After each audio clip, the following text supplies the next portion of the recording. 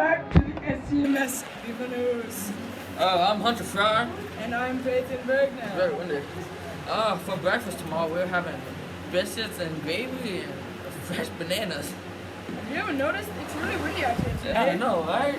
Yes, okay, for lunch tomorrow we are having sloppy joe on a bun, mozzarella sticks, tri-tater, and diced pears. Yum, yum. Happy birthday to Isaac Bain and Paige Fisher. Happy birthday, Freedom! Yay! Happy birthday, Freedom. Happy birthday, your mommy loves you. Joke of the day, knock knock. Who's there? King Tut. King Tut who? King Tut's key fried chicken. Oh, that's a good one. Yeah, Oh, yes.